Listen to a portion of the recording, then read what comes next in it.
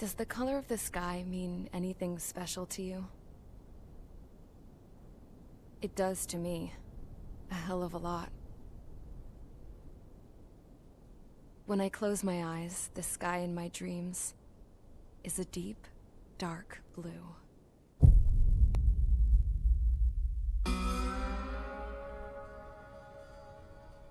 Pilots have been in my family for 4 generations. Flying's in my DNA. Even so, my grandpa didn't want me joining the Air Force. He lost faith in the Ocean Air Defense the day my dad died in battle. You know, Abby, I wish you could see what it's like up there. Cruising above the clouds, the dark blue of the stratosphere. Nothing beats being at the controls and seeing it from the cockpit. Look here.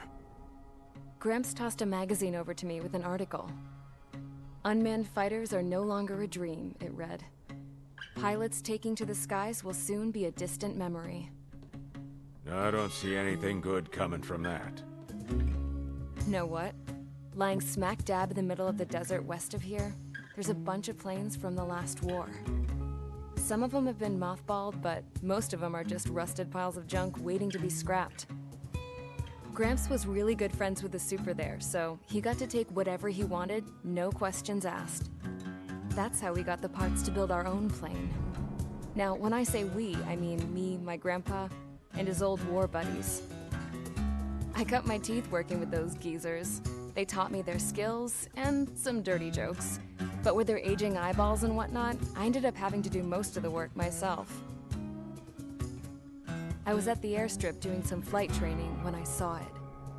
A prototype drone. It wasn't much of a plane, more of a trash can with wings. Laugh at it all you want, kid. But technology's always changing. If you don't keep up with it, it'll leave your ass behind. It took 6 years and 8 months to get that engine running. And it took us another 1.5 years after that to finally get the balance of the airframe just right. I'd gone from being a little girl to, well, still a girl, just older. But now, I was all alone. Wherever the souls of my Gramps and his pals are flying, I hope it's peaceful.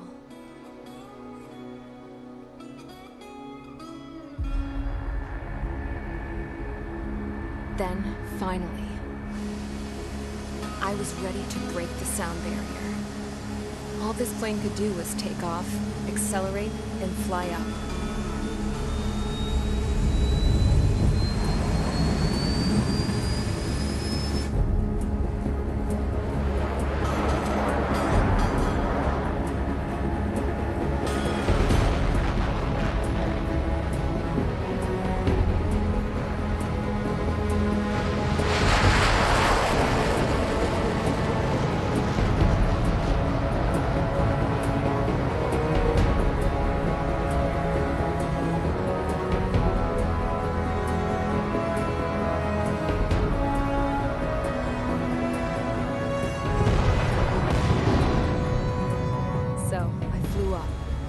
Straight up, through the clouds, higher into the sky.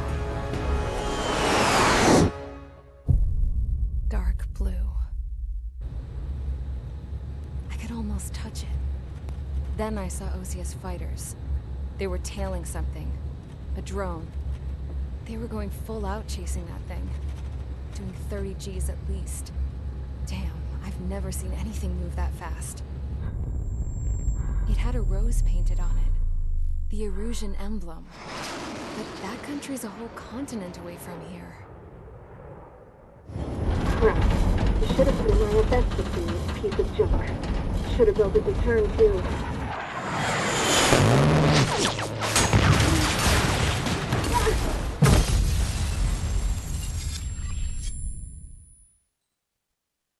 As of 1 p.m. today, the Kingdom of Erusia has declared war on the Ocean Federation. As soon as the news broke out, enemy aircraft began bombing Ocean territory, causing widespread destruction. The Air Defense Force has released a statement saying this violent attack was carried out by drones. They speculate the drones were secretly transported to Osea in shipping containers and launched remotely. The Secretary of the Navy has stated that the enemy was targeting naval ports across the country. According to the Secretary, all of the nation's aircraft carriers, including one still under construction, sustained severe damage in the attacks.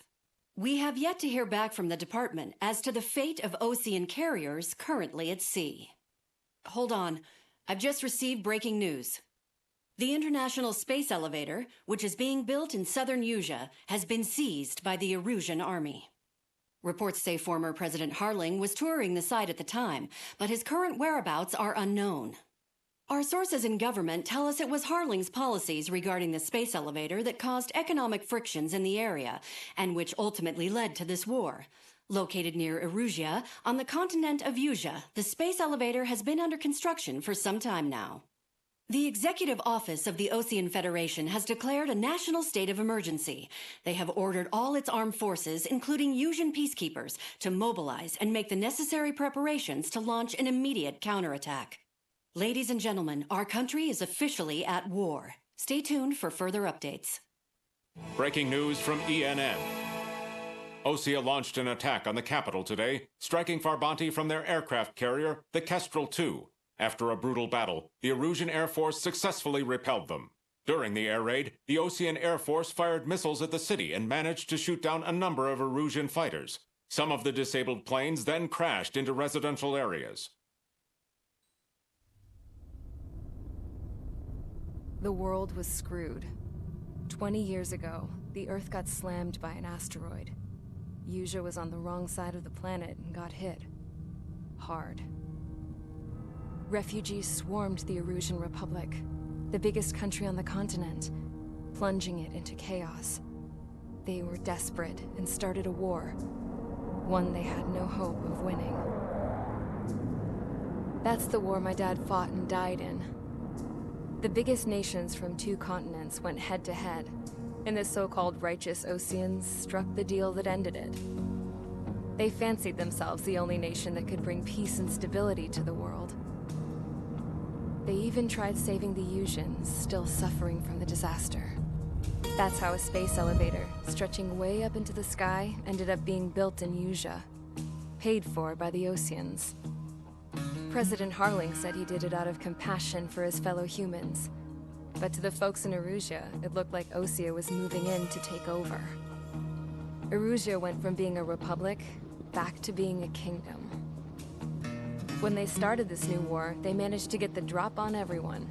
As of 1 p.m. today, The second the declaration hit the news, Erusian forces took control of the space elevator without spilling a single drop of blood.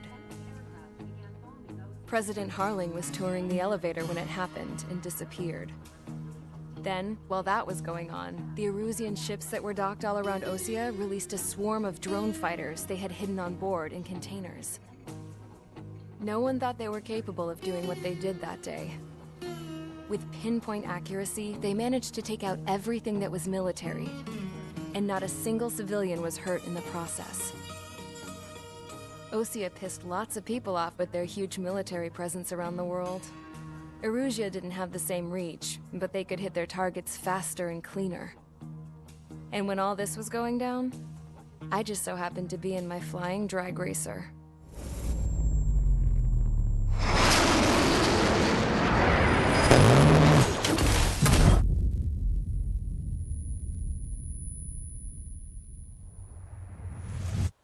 In case you were wondering, yeah, I survived. I crashed in a bombed-out Ocean Air Force base, then got arrested for breaking wartime aviation laws or some crap. The world went from being at peace to being at war, all in the blink of an eye. Princess Rosa Cassette-Delise of the Kingdom of Erusia. Today, Ocean airstrikes have shattered the lives of countless Erusians. Their attacks practically leveled the school I went to. It is heartbreaking. Tragic.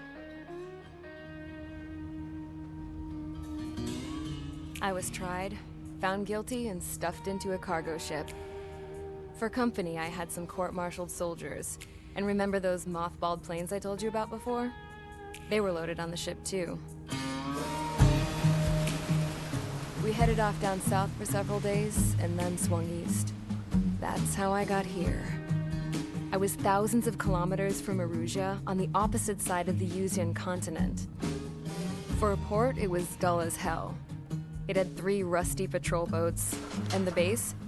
The fences were topped with razor wire, the tower had a searchlight and machine guns, and a truck with a gun turret was parked in front of the gate. Its gun was aimed at the yard. This was a prison. This place looked like a full-on base, but half the tanker trucks were just big balloons, and the runways weren't even paved, just painted on the dirt. The whole place was just one big fat lie. The only reason I was here is because they knew I'd restored a supersonic plane. They wanted me to make something out of the mothballed planes they brought, that they could park on the fake runway. Can you believe that shit? So, I tried to escape. They found out, and set the dogs on me.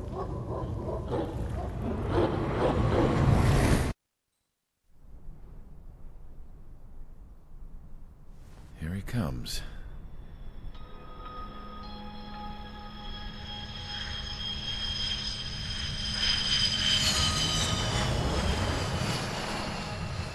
Mihai's looking worse. Thank God he has his granddaughters here to help him out. They're sisters, 15 and 10. Engaging the enemy in combat so we could use his physiological data to improve the drones had always taken a toll on Mihai's body. But today, he was really showing his age. The drones we based on his data were being taken down at a faster rate now, compared to when the war began. When Mihai found that out, he insisted on flying to the front lines to see it for himself. Sometimes he could be so stubborn.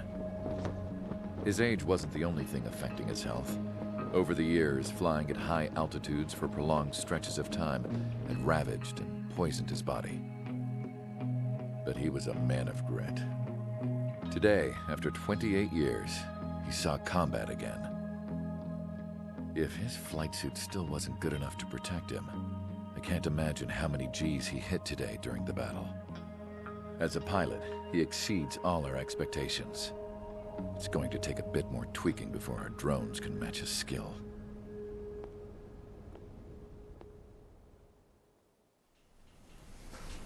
How penal is this penal unit, you ask? This place is a shithole. If you took the stink of all the corruption in the world, then corralled it all in one place, that would give you a pretty good idea of what the air smells like around here. We got all kinds of critters, too. Everything from flea-ridden guards, rabid dogs, and a mechanic doing stretch for life. I can't forget the rats. Yeah, we got those. And some pilots who got their wings clipped, too. One's a great pilot, but a lousy thief. One's a gambler with no luck. And one's an anarchist with no balls. Their job here was to rev the engines on the fake runways. The idea was for Erusia's spy satellite to pick up the heat sig.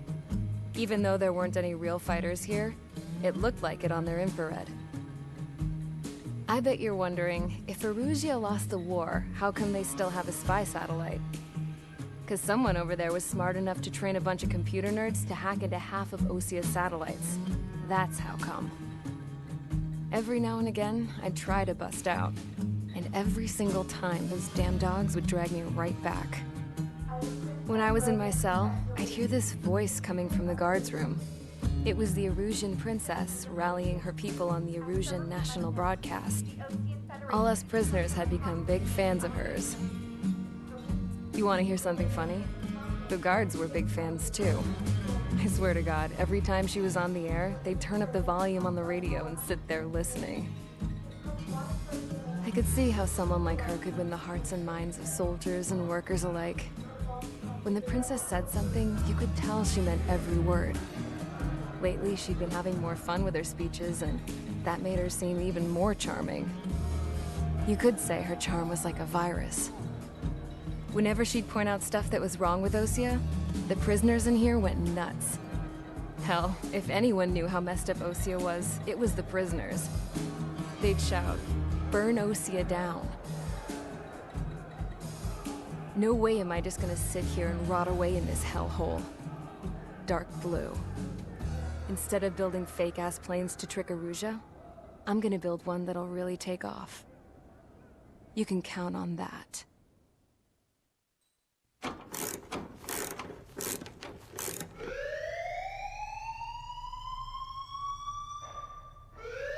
Bad news for us here at the prison.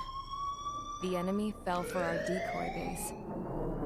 With all the fake planes and trucks we had out, it must have looked to them like the Ocean Air Force was about to go on the attack.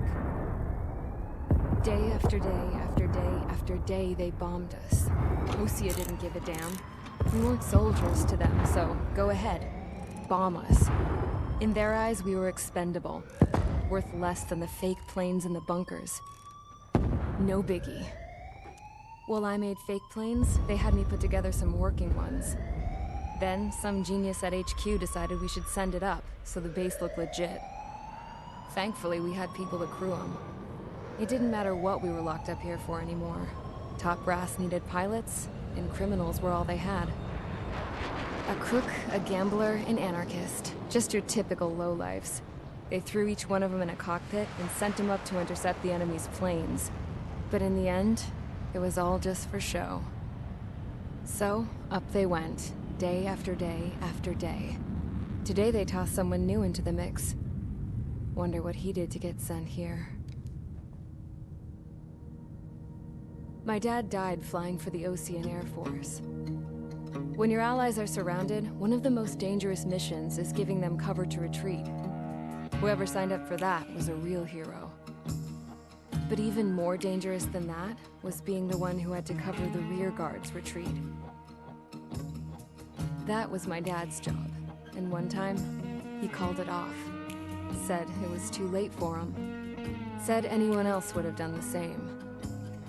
I found that out from a war buddy of his when he came to tell me how my dad died.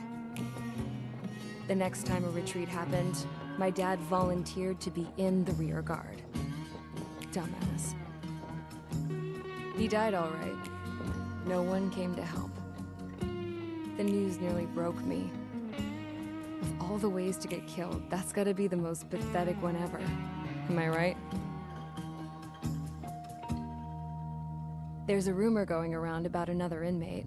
A guy they brought here a little while ago. Get this, talk in the cell block says he was sent here because he killed Harling, the president of Osea during the last war, remember? He's the one that sent my dad on that suicide mission. He's the reason I had to go live with my grandpa, and why me and Gramps started building a supersonic jet. He's the reason I ended up here. Maybe I should give that guy a thank you note for killing him. Nah. God, I hate the smell of this place. It's all fake and lies and bullshit. It reeks. Mihai's granddaughters liked to keep to themselves mostly. They were well behaved and possessed a sort of quiet elegance. From time to time, I'd catch myself looking at them, wondering what they were talking about. I'm sure everyone on the base did the same. They were such enthralling creatures. Every night, a crowd would gather around Mihai. They were the men tasked with guarding him in the air. Their jackets all bore the same patch, a relic from a nation that was long gone. Decades ago, during the Age of Expansion, the Kingdom of Arusia absorbed many countries. Theirs was one of them. Mihai asked them, "Yet what is a nation? Can we actually see the physical lines that divide one from another?" People of my generation can no longer speak the language of our homeland. My grandparents always look sad when they see I have no idea what they're saying to me. Mihai didn't say a word after that. His scarred face betrayed no emotion. He didn't get those scars from flying, though. Mihai was originally from Shalaji. His real name is Mihai Dumitru Margarita Corneliu Leopold Blanca Carol Aeon Ignatius Raphael Maria Nikitas A. Shalaji. When he was young, he was the heir to the Grand Duchy of Shalaji. Then, revolution broke out among his people. Mihai was betrayed by a close friend who pointed a gun at his face and pulled the trigger. The revolution was successful, but the new country that sprang from it was annexed by the expanding kingdom of Erusia. The Erusian royal family allowed Mihai's family to retain their title and noble standing in the new kingdom. But Mihai surprised them all by signing up for the draft like an ordinary Erusian citizen. He was then accepted into the Air Force Academy by order of the king. Mihai soon became an ace pilot. When the royal family was ousted and Erusia became a republic, he continued his service for the new regime. Test sites soon flourished. One day, a classmate of Mihai's granddaughter visited. I noticed the rose emblem.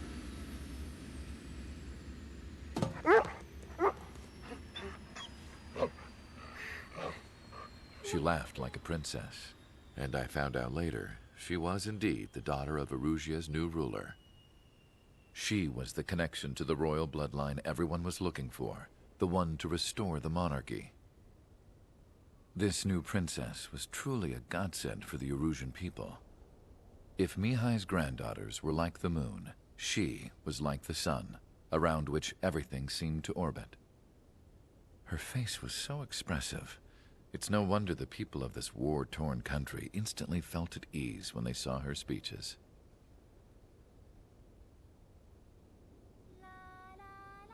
They started singing.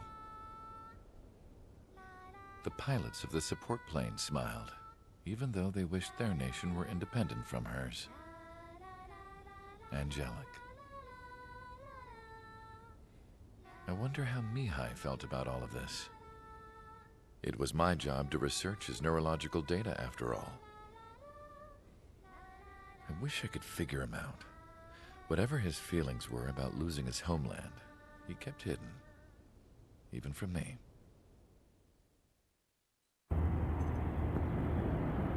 I had a chance to talk to one of the pilots that escaped back here, so I took it. Apparently, 2 of our planes took the enemy on alone. They covered the Allies so they could retreat. The hell kind of idiot does a thing like that? The last pilot to land back at the base was that scrawny anarchist dude. He always had this dumb grin on his face, like he didn't give a damn about whatever he did to get thrown in here with the rest of us. Was he the one who went gung-ho? I bought him a drink later. After the usual small talk, I turned the topic around to the mission.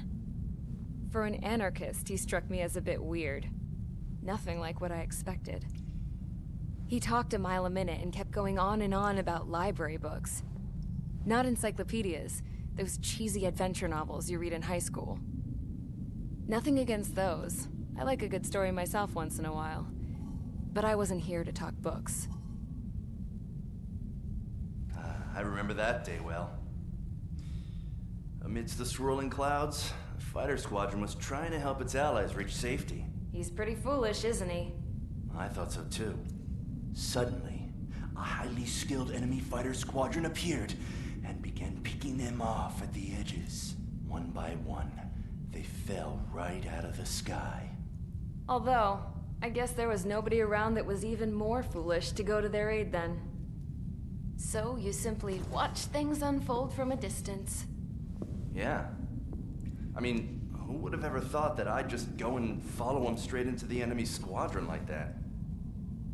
After what felt like decades, I finally got to the info I was looking for. He wasn't the guy. He said he was just following his wingman's lead and managed not to die somehow. The hero on this mission was the new guy. The one that killed Harling.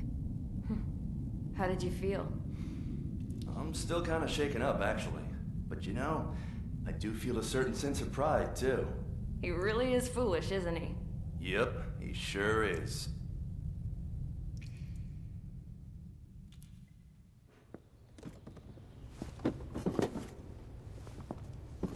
I went to the hangar to have myself a closer look at Trigger's plane. I knew that burnt smell.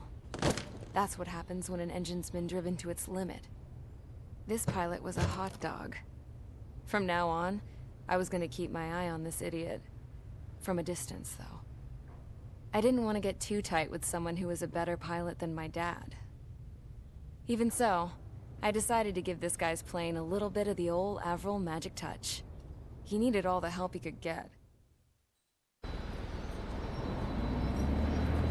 Suddenly, we were being treated like a regular unit. We've been ordered to pack everything up and move the base further inland. We even got a transport plane. The funny thing is, no one here remembers I've got a bum leg and, oh, that I'm not a soldier. Take a look at the map. There's an island on the other side of Yuja our Marines landed on. The space elevator's not too far from there. They tell us the airfield's being used as a base to support the elevator. Not sure if I trust that intel. Anyway, the transport plane's gonna drop us there, without any fighters to cover us. Some genius thought we could commandeer the enemy's jets they left in the hangars, and use those to fight. Y'all aren't real soldiers, they said. Any other day we'd be using you lowlifes to go out and dig up landmines. And prisoners don't get guns. You'll just have to make do with whatever we give you and like it.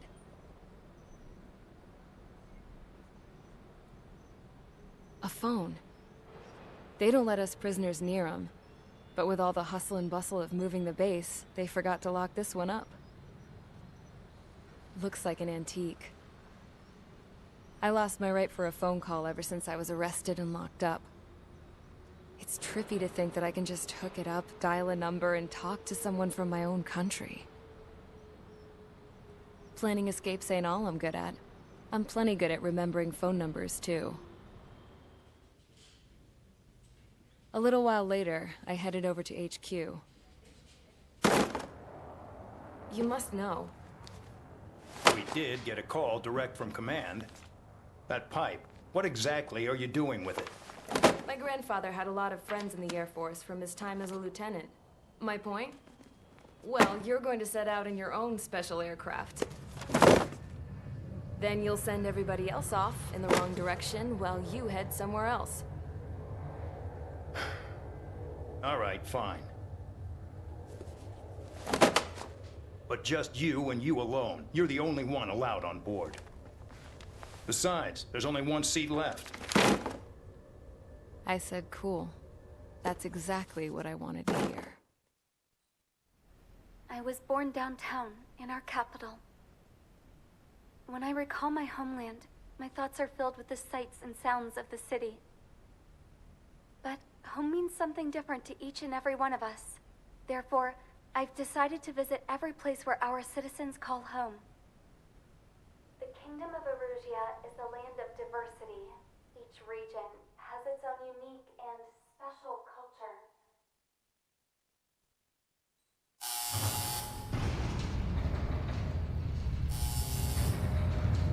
Mihai's second sortie was designed to calculate how his physiology changed under the stress of combat. My job was to compare his performance as a pilot now to when he was younger and understand how his skills evolved. To tell you the truth, I'm not sure I wanted to know the answers anymore.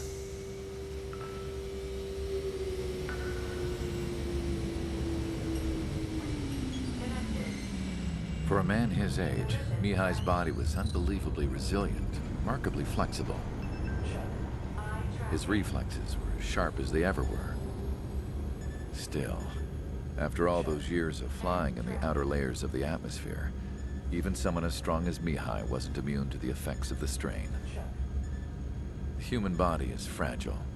It was not meant to handle the excessive amounts of radiation that constantly bombarded the stratosphere. For Mihai's second sortie, we used a flight suit that was still untested. He seemed fine on takeoff, but by the time he landed back at the base, it was clearly a mess. He got caught in a surprise dogfight with an especially stubborn enemy. It took a while for Mihai to bring him down. Suspend mission.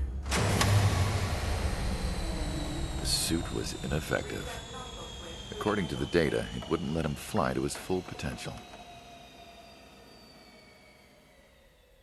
A new flight suit was made to my exact specifications.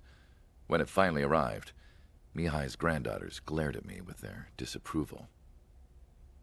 They blamed me for the pain their grandfather had to keep enduring. But Mihai remained stoic. He wasn't the type of man who cared about anything that happened here on the ground. I wasn't worried about it.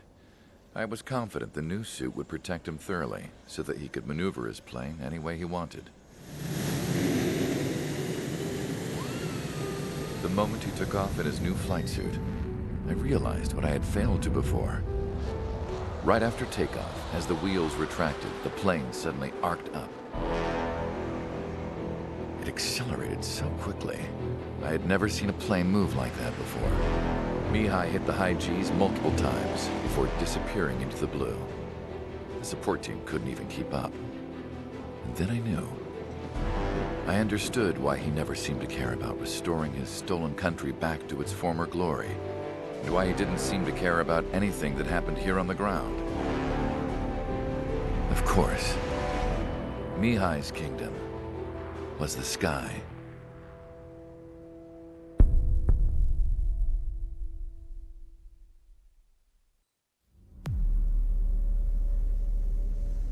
As far as the chaos we find ourselves in these days, it's difficult to say which side pulled the trigger first. Erusia deployed an automatic intercept system with drones. Osea implemented long-range attacks to bypass them. So Erusia decided to sabotage Osea's communications and navigation technology. Erusia couldn't launch a satellite themselves, but they were still able to hack the software of the Osean transmission and navigation systems. Before Osea even noticed, half of their satellites were hijacked.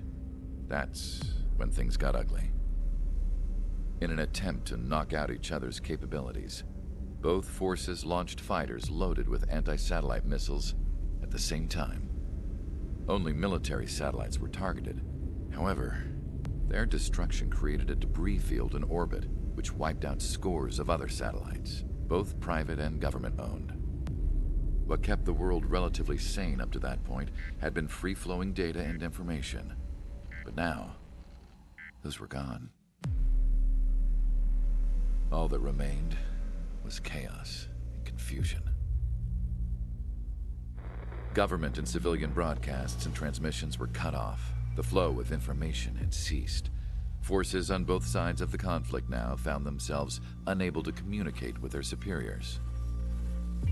Many of the smaller countries annexed by Erusia and yearning for their independence seized the opportunity and started their own uprisings.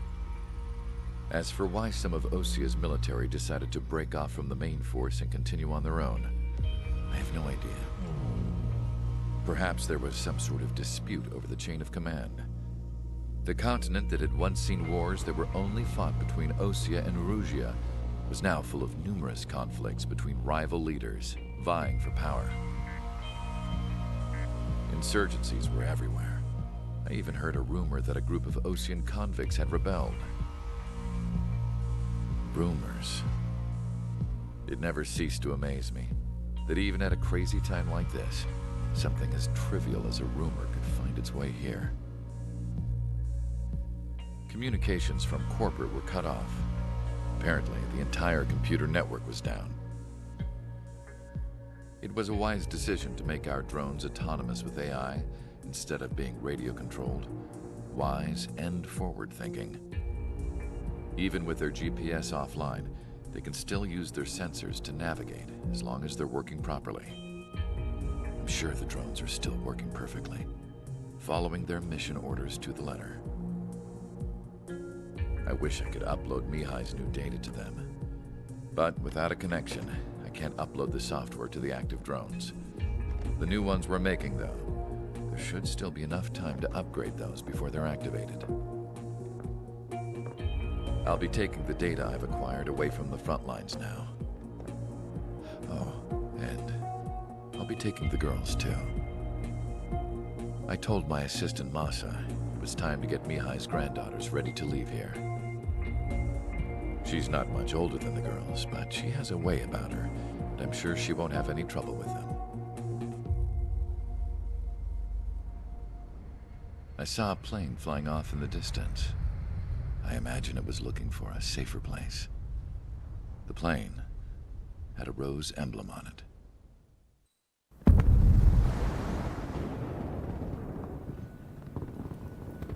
The island we went to was supposed to have been secured by the ground forces. They hadn't gotten a handle on things by the time we got there, so now we were stuck in the middle of a half-assed campaign. My job was to get the planes ready for combat, making repairs and handing them over to our troop of cons. Thing is, the enemy still had the hangars.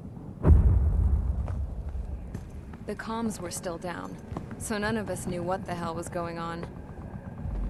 The last transmission I heard before everything went to shit was that some prisoners from an Osean military penal unit rioted and managed to escape. They stole some jets and now they were flying around, taking out their former allies left and right. I wonder if any units like ours were out here, creeping around. Hearing the Osean jets firing at each other overhead chipped away at morale. Since the radio was out, it was quiet. I liked it better that way. All I heard was the gunfire. Here we were, walking around carrying rifles. We were pilots, damn it. Friendly fire will probably kill us. You know things are desperate when the guards that used to lock us into solitary are now telling us it's better we all stick together. I guess they think our odds of surviving this war are better that way. After walking for miles across the battlefield, we came across the wreckage of a plane. Passenger, not military. I knew that rose. It was an Erusian liaison plane. The guard's dogs smelled something and took off. They led us to a cliff. And the bodies. Today, I lost everything. When Osea attacked our capital, my father, a man who was never really suited to being the king, was killed. I was to be flown out of the war zone to safety, but the plane was shot down by rebels. The entire crew was killed in the crash. Soldiers appeared and one shot at me. My dog went after him and shot him to pieces. He was my best friend. After all those speeches I gave about working together for peace, I thought everyone felt the same as I did.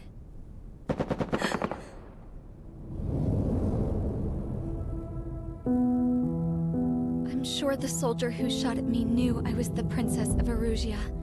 He was Erusian too. More soldiers have come. Now, there is no one left to protect me. I am so numb, I cannot move. I watch as one of their dogs approaches. It sniffs mournfully at my dead friend. I wonder if it grieves for him as much as I do. I can barely think. I feel weaker by the minute. I don't know who these soldiers are with, but I managed to take a sip of the water they gave me. How long have you been here? Somehow, I muster the courage to answer the woman's question. I tell her I've been there 3 days. They gather around me with grim looks on their faces. What would they do if they knew I was the Erusian princess? After searching the cockpit of the plane, the woman who spoke to me before came back to me. This is an air-to-ground tactical radio. It still works! I noticed she walked with a limp. She knelt down next to me and asked her companions to give me some food. And then, very softly, she said, You see, I used to listen to your broadcasts, Your Royal Highness. Just what did you see here?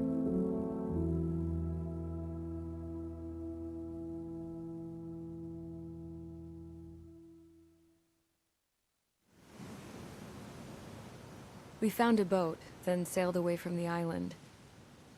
We had to. We didn't belong there. The new guy's name was George. I noticed when the anarchist said his name, he said it with a thick Belkan accent. How did you know that he was from Belka? Well, both my parents were from Belka, so... You never told me that. They say that Belkans are known for their conspiracies. That's just a stereotype. Now, I simply stated my honest opinion and was thrown in jail for it.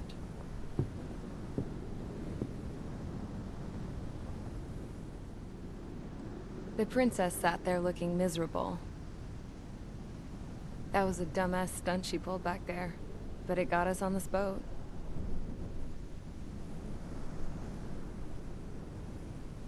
Take a look at that. This ship is heading for a single rope that's hanging down from the sky. Do you know how far the end of that rope reaches?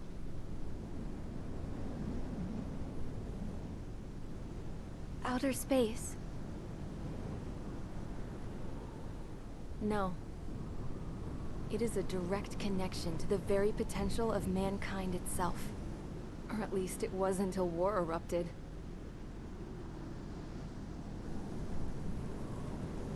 It's my strong belief that the rope might be connected to a very distant, faraway source of great conflict and strife.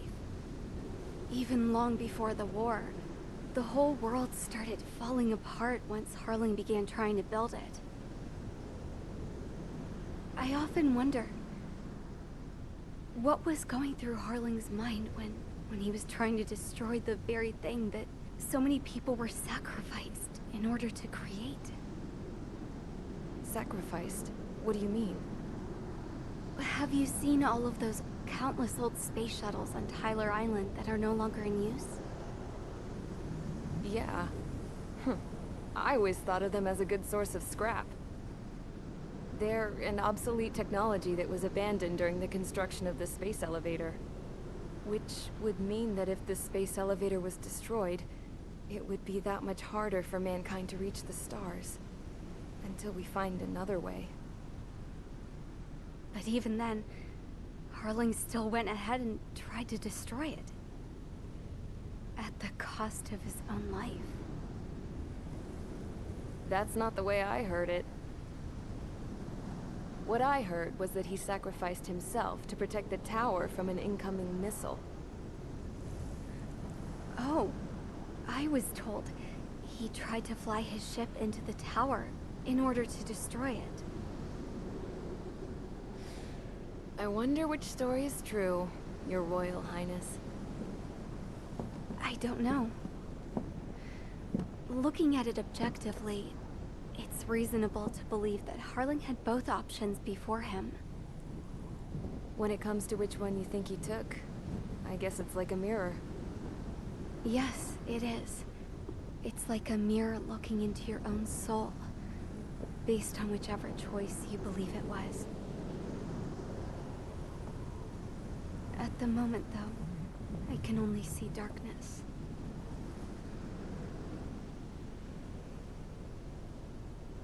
I think that thing should be destroyed.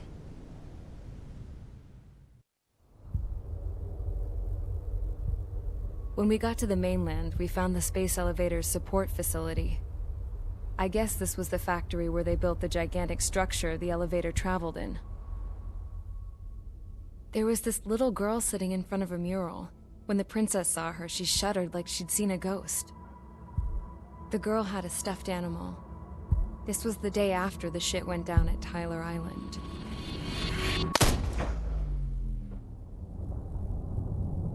She walked right up to the princess, took her hand, and led her into the factory. One thing's for sure, they knew each other. The factory'd been converted to a production line for Erusian drones. It was fully automated and chugging along, making drone after drone after drone. Once they got inside, the princess stopped and just stood there.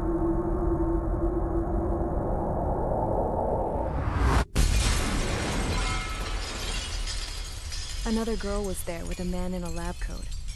He was trying to use his keyboard, but she wouldn't let him.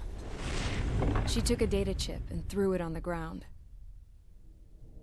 Then she walked over to us and took the gun from the prison guard's holster.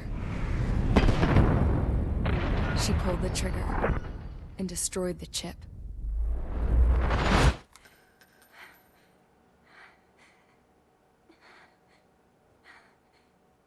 Later, I found out that the girl with the gun and the one with the stuffed animal were sisters.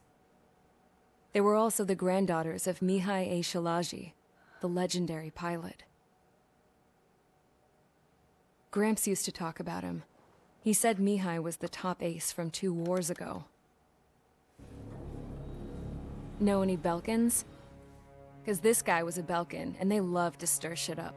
Pitting nations against other nations is a particular favorite of theirs, along with developing hyper-advanced technology. That's right. I'm Belkan, born and raised. My country is gone now. Rather than surrender to its enemy, Belka detonated 7 nuclear weapons on its own soil. My people scattered around the globe, living in the shadows of other countries. We had a new purpose: to breed wars. The theory was that through war, we could achieve our destiny and our revenge. I had just finished inputting Mihai's data when his granddaughter came in. She destroyed the only copy I had of the information I squeezed out of him. The girl loved Mihai. No one knew more than her just how hard I pushed her grandfather for that data, how much I made him sacrifice in the process. I promised his granddaughters that his efforts were not in vain, that it could end this terrible war. But in the end, it only caused more chaos and despair. We were responsible for all this damage, all this tragedy. Now, we were going to pay for it. The Erusians, once our allies, would see to that. I had lost the drive to continue my work, even before I noticed Mihai's granddaughters eyeing me with suspicion that one day. I should have stopped then, for all our sakes. Mihai's granddaughter tossed the gun aside. She said if she resorted to killing, she'd just end up like the rest of us. And by us, she meant everyone, including the princess. Like me, the princess was afraid to look into the girl's eyes.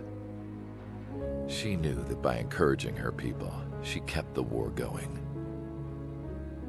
Mihai and his granddaughter were victims of it, and now, they too were paying the price. Is this for Belka? Or for Erusia? My grandfather had only one wish: to continue soaring through the endless skies. That was the only place where he felt alive. But I don't even have a country to call home, let alone the sky.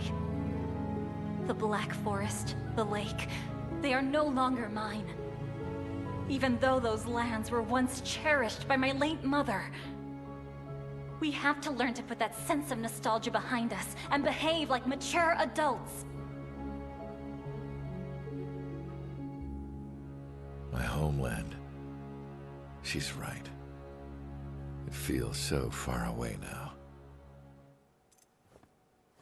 The woman with the rifle approached me.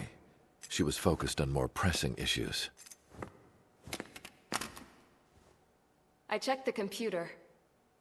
All of the data on the legendary ace had already been installed. No, I pulled it before it was completed. However, there are 2 aircraft that are already scheduled to be manufactured based on that data. We must destroy the factory. This isn't the only one. There are more facilities just like it, and the 2 planes containing the data will be manufactured at one of those facilities. So, this place runs on solar power that the space elevator generates, right? How about the others? We can destroy the space elevator and cut the power to them. First things first, let's take this one out. I'll show you which locations to target.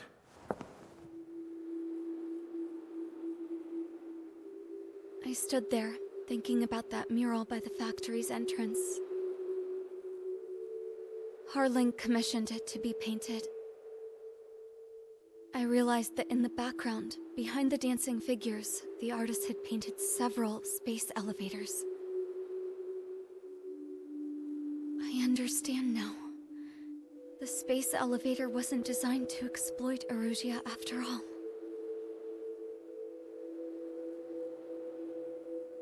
Good. And afterwards, we'll bring down the space elevator itself. No matter why it was built, right now, it's the root of this chaos. I wonder... Yes? I wonder... which path you would choose when looking at Harling's mirror.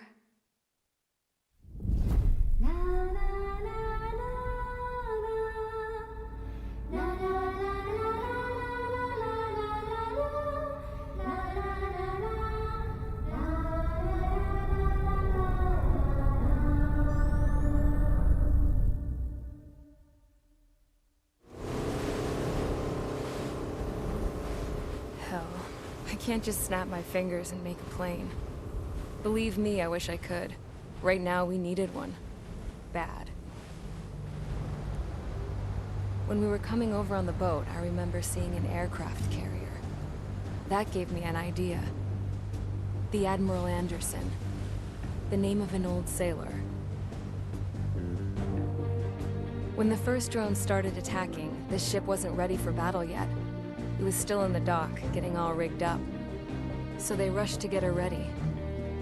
I know about Anderson. In the previous Ocean War, he was the commander of a ship that sent out the last fleet of jets. They say the deck was sloping so bad as it sank, the last plane barely made it off. Those fighters ended the war. That story gives me a little bit of hope, especially at a time like this. We're all in the same boat, like it or not. If this war keeps going on like it is, it'll be the end of everything. The military loaded this thing to the rafters with planes. Some were fighters that were going to be delivered to bases in occupied territory. It was hit before it could complete the mission. Jackpot. The hangars were loaded with goodies. This scrap queen's got work to do.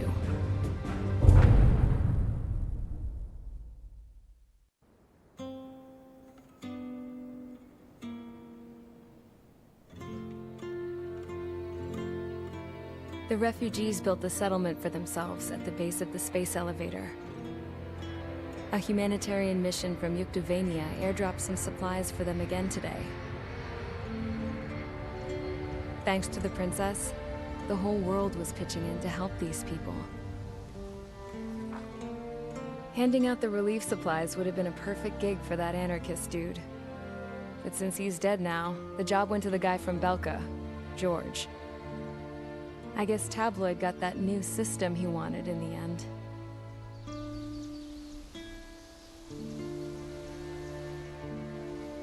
Mihai's granddaughters are helping out too. Mihai. That cranky old geezer's here with us too. I never wanted to create anything, and now here I am, clinging to life. Watching as my grandchildren and their generation make a new future for themselves and the world. Is this my punishment then? All I do is lie here, wasting away. I'll never know the freedom of flying the open skies ever again. I've been grounded, and my wings have been clipped. You know what having peace in the world means? It's being able to die in your own bed at a ripe old age.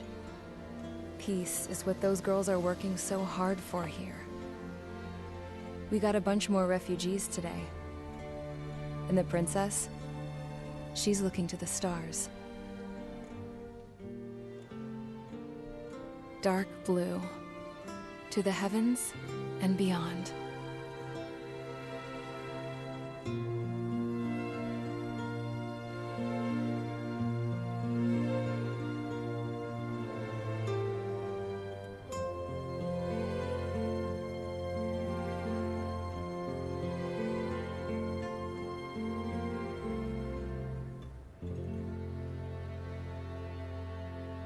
Can you hear me?